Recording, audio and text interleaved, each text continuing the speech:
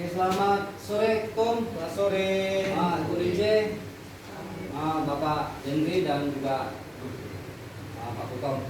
Ini saya ingin bertanya terkait adanya laporan pengurus ataupun ketua DPC LSM Pakar Kabupaten Samosir Iya, benar. terkait laporan kasus yang ditangani di Polsek Onan Runggu terkait kasus penganiayaan. Nah, itu kan adanya terkesan dugaan keberpihakan terhadap laporan tersebut, di mana laporan tersebut dilaporkan oleh Tanjo Gutong, itu melaporkan Joshua Gutong.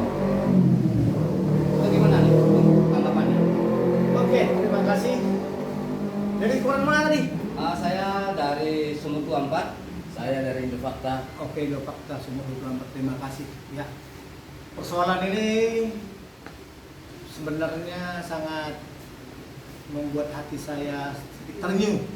Kenapa? Ini persoalan tak perlu dipersoalkan sebenarnya. Tapi ya itulah hidup. Mungkin situasinya belum mengizinkan mereka, waktunya belum bisa duduk sama. Jadi kejadian ini Selasa 13 April 2021 ya. Tahun yang lalu ya. Udah lama ya, udah setahun yang lalu. Pihak Ranjo ini persoalan mabuk sebenarnya. Makanya saya ini bingung juga menanggapi pihak dari kepolisiannya ini. Si Ranjo tersebut, Ranjo Gultom CS itu ada 7 orang, mereka itu sama-sama saudara bapak daripada Jendri Gultom, bakal anak Jendri Gultom juga ada di situ. Si Joshua Gultom dan 14 orang yang lain. Di kedua tua itu minum sama. Nah mungkin si Ranjo ini udah mabuk berat lah.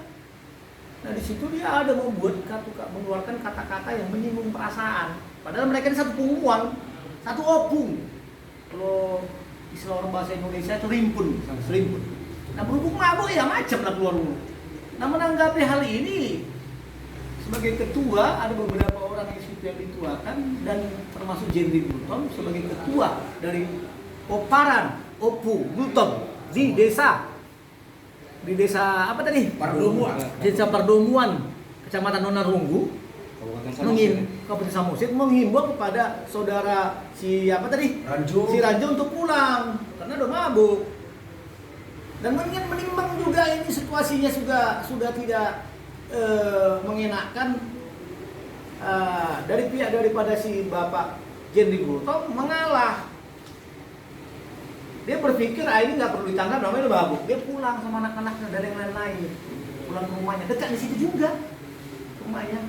Nah setelah sampai mereka di rumah, mungkin beberapa saudara-saudaranya kan di satu kampung masih saudara semua ini loh. Masih saudara, cuma ada satu kampung.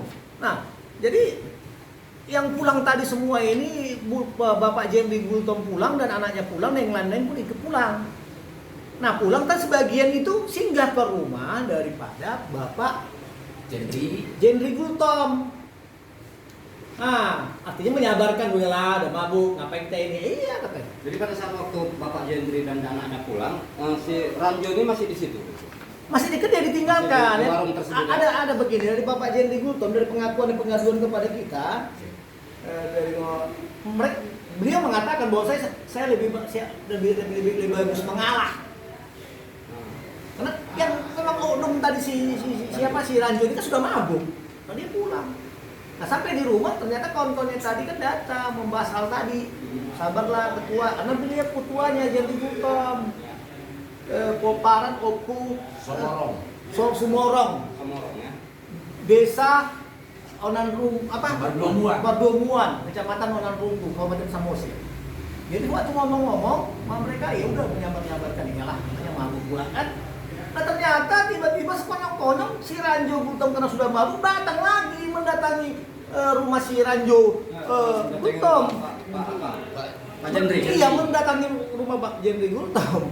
Ya, namanya udah mabuk, gimana bisa kita bayar kalau mabuk? Datang si Ranjo Gultom ini sendiri atau Bersama kawan-kawannya, beberapa langsung begitu mencagakan langsung masuk rumah. Yang di dalam rumahnya kaget, ngapain tadi ngumpul-ngumpul di sini?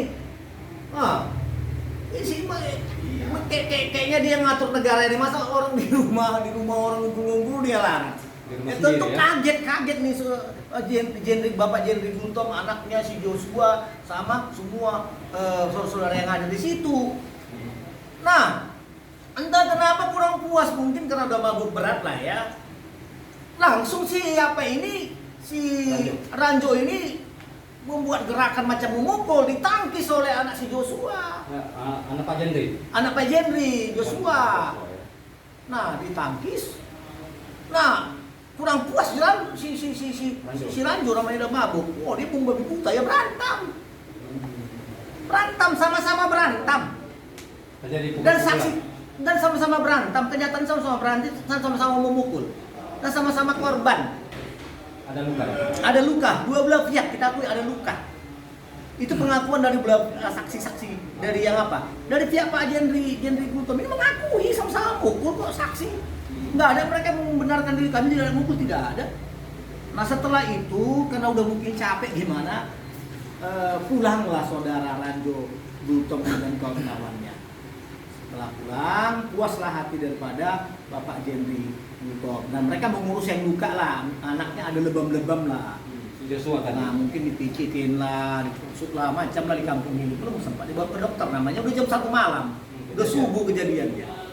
Nah setelah itu, entah kenapa mungkin hal ini sudah tersebar. Nah, kepala desa datang Pada saat itu ya. pada saat itu. Kejadian.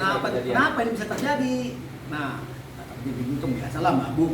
Udah damai lah kalian besok. Siap. Kata Pak Jendri Gultom. Kenapa? Si Ranjo ini kan saudaranya. Ya. Satu rumpun. Dan ini bagaimana sih ikan sama air bisa dipisahkan? Nggak bisa loh.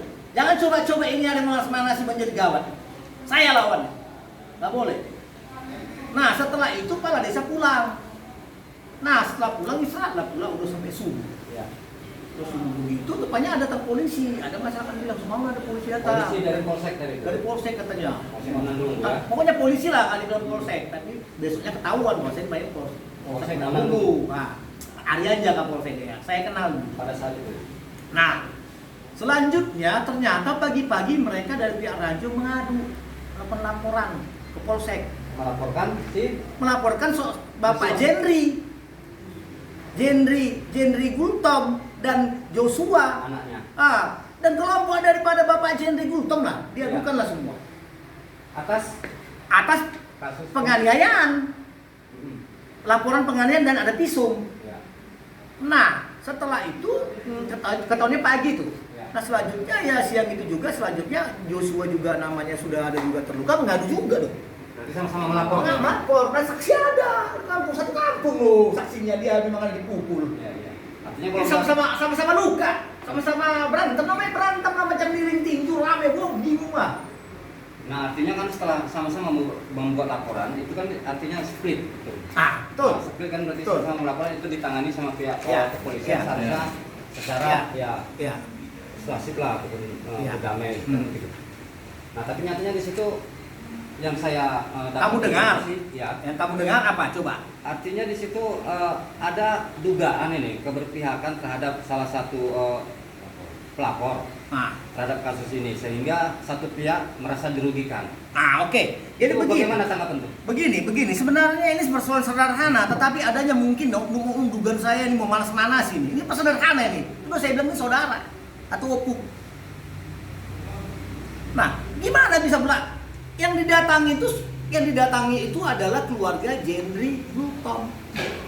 Saksi mengatakan sudah mabuk berat, si Ranjo itu sudah ada sekampung mengatakan mabuk, mendatangi, memukul dan berantem. Dua-duanya berantem. Mendatangi loh. Berarti dua-dua salah. Kenapa satu sisi kok saudara Ranjo Gultom yang diterima pengaduan yang nggak baik kan? Makanya saya nanti ini DPP Lesempakan, keluarga besar Lesempakan, dulu saya kerahkan nih mau memantau hal ini. Kalau ini ketahuan ada berpihakan satu oknum, awas. Nggak boleh. Mestinya saya bilang, gimana sih air sama ikan bisa dipisahkan? Nggak boleh, mana bisa hidup ikan dipisahkan sama air. Kalau hidupnya di air, ya begitu bersaudara, di mana bisa itu dipisahkan bersaudara kaitan darah. Opung Raja Sonang. Nah saya sebagai bukan mengatakan saya pengurus Raja Sonang, tidak, sebagai keturunan Raja Sonang. Awas, jangan ada coba-coba untuk memanfaatkan persoalan ini. Saya lawannya, siapapun. Artinya jangan ada yang mengintervensi dalam kasus ini. Jangan intervensi, jangan jadi dia just memanfaatkan. Kenapa? Dia harus didamaikan. Iya, iya. Bakal ketahuan ini. Dan pihak kepolisian itu ya.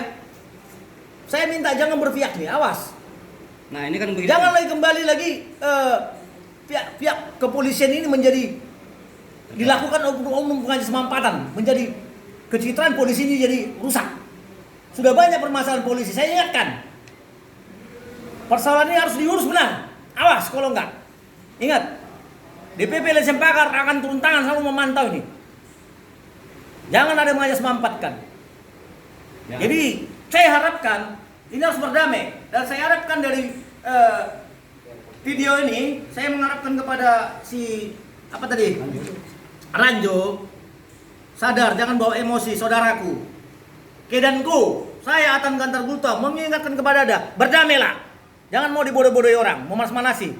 Sesalah-salahnya orang yang kau anggap lawanmu adalah saudaramu sendiri. Saya siap mendamaikannya ini. Ingat.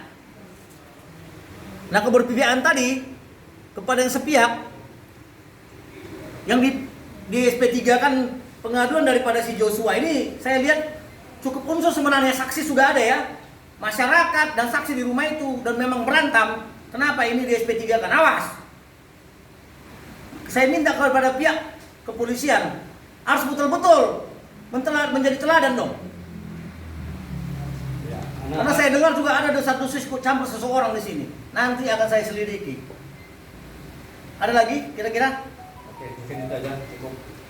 Terima kasih Ketum, Bu, Ketua DPW dan juga Bapak Ketua DPC LSM Pakar Samosir. Selamat sore, terima kasih atas informasinya dan juga konfirmasi yang kita lakukan. Saya dari Darmanto dari Sumut 24 dan rekan saya Citra dari Indofakta ucapkan terima kasih kepada Ketua Umum DPW LSM Pakar dan juga Ketua DPW LSM Pakar Sumatera Utara dan juga sama Ketua DPC Kabupaten Samosir. Terima kasih. Ya, terima kasih. Baik. Terima kasih.